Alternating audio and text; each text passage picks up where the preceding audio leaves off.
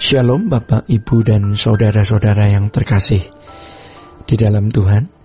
Kebenaran saat ini berjudul dimulai dari sekarang. Saudara-saudara, menempatkan diri sebagai sahabat Tuhan sejatinya harus dimulai dari sekarang. Ini adalah pilihan yang harus diambil secepatnya, ya. Dalam banyak hal atau dalam segala hal boleh tidak ada kepastian, tetapi untuk menjadi sahabat Tuhan haruslah menjadi sebuah kepastian. Kepastian ini harus dirajut atau dibangun mulai dari sekarang, ya. Dalam kesengajaan, ya, dan kesadaran dalam situasi konkret setiap hari. Hal ini harus menjadi prioritas utama di dalam hidup. Ya, inilah yang dimaksud dengan mendahulukan kerajaan surga. Seperti yang dituturkan di dalam Matius 6 ayat 33. Jadi saudara-saudara, ini bukan sebuah pekerjaan sederhana. Tuhan Yesus berbicara mengenai hal ini di dalam Yohanes 6 ayat 26 sampai 29. Tuhan berkata agar kita bekerja untuk roti yang tidak dapat binasa. Membuktikan percaya kepada Tuhan adalah sebuah pergumulannya. Menjadi orang percaya berarti hanya hidup untuk mempersiapkan diri menghadapi kekekalan. Jadi saudara-saudara, percaya kepada Tuhan itu memiliki konsekuensi. Kalau seseorang berkata bahwa ia percaya kepada Tuhan, berarti ia harus membuktikan percayanya atau mengerjakan percayanya tersebut. Sama seperti Abraham disebut sebagai bapa orang percaya setelah ia mengerjakan percayanya dengan benar. Ternyata percayanya kepada Tuhan menyita seluruh kehidupannya, ya. Pada zaman Yesus, kalau seseorang berkata percaya, maka percayanya tersebut memiliki konsekuensi. Saudara-saudara, hari ini, ya, setelah kekristenan menjadi agama, seseorang menunjukkan percayanya hanya dengan datang ke gereja atau mengaku sebagai orang Kristen. Seharusnya pengakuan percayanya terbukti ketika ia tidak sama dengan dunia sekitarnya, seperti yang diungkapkan di dalam Roma 12 ayat 2. Jika persahabatan dengan Tuhan dimulai sekarang, dari sekarang, maka permusuhan dengan Tuhan juga, ya, dimulai sekarang. Ya, seseorang seharusnya sudah dapat memperhitungkan dengan pasti apakah ia akan selamat atau binasa di api kekal. Ini bukan sebuah keyakinan semata-mata, tetapi sebuah penghayatan hidup. Jadi, kalau belum memiliki penghayatan yang benar dari bukti nyata, ya, atau sebuah kehidupan yang berjalan dengan Tuhan, jangan yakin pasti selamat. Saudara-saudara, pengertian ini menyesatkan, ya. Keyakinan bahwa ia selamat tanpa bukti adalah keyakinan buta. Keyakinan keselamatan bukan sesuatu yang abstrak sifatnya atau abstrak yang tidak berdasar, tetapi sesuatu yang nyata, sesuatu yang konkret dan terbukti. Sebagaimana iman adalah buktinya. Seperti contohnya Paulus, ya. Ia yakin memperoleh mahkota abadi, bukan untung-untungan, ya. Di dalam 2 Korintus 4 ayat 6 sampai 8 hal tersebut dikisahkan. Jadi saudara-saudara, pada umumnya, ya, orang berpikir bahwa hari-hari yang dijalaninya menuju suatu titik akhir yang tragis, ya, itulah sebabnya, ya. Orang berpikir, ya, hari-hari yang dijalani itu menuju satu titik akhir yang tragis, itulah sebabnya. Orang mencoba mempertahankan kehidupan di bumi ini selama mungkin, ya. Kematian bagi orang ini adalah suatu momok yang sangat menakutkan.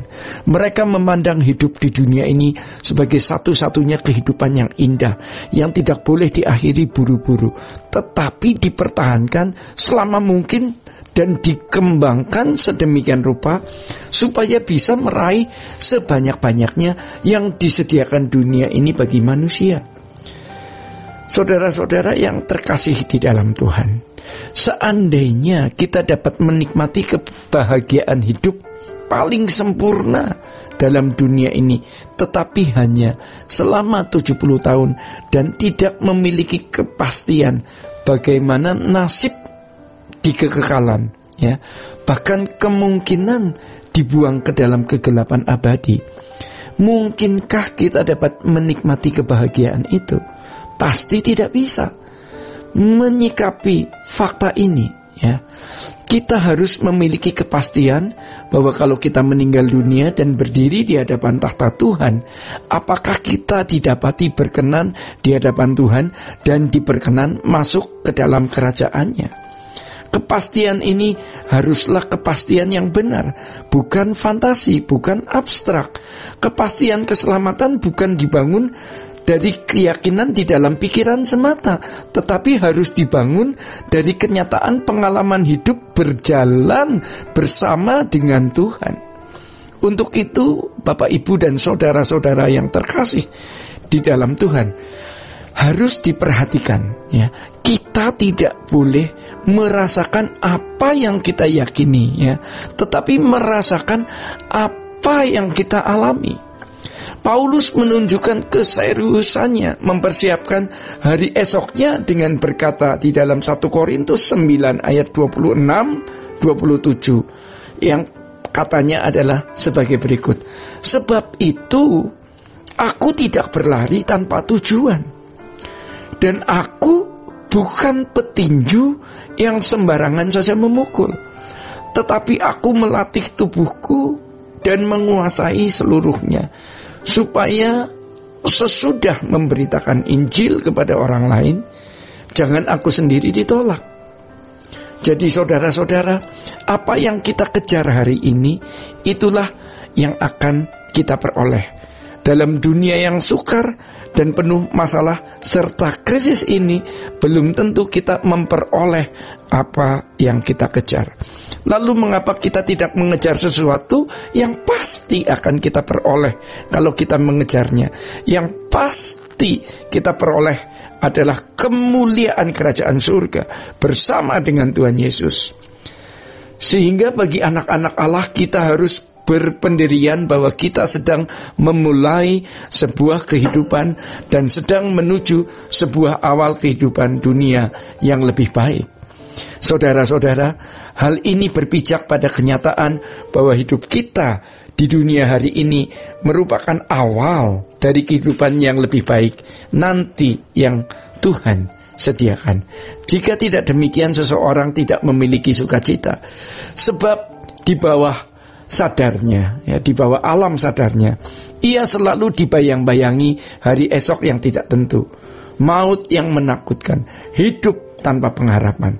Hal ini diingatkan di dalam 1 Petrus 1 ayat 1-10. Hidupnya dipenuhi segala keserakahan untuk memiliki segala fasilitas yang bisa diraihnya, sebab ia mengharapkan sukacita hidup, ya, untuk melengkapi atau yang melengkapi hidupnya. Tragisnya, mereka menuju akhir kehidupan di mana semua yang diperjuangkan untuk dimiliki itu lenyap dalam sekejap, itu fana, ya. Sedangkan bagi orang percaya, kita harus berpendirian bahwa kita baru memulai sesuatu kehidupan, bukan akan segera mengakhirinya, melalui kehidupan untuk sebuah kehidupan yang lebih baik di dunia lain, ya, bukan di dunia ini.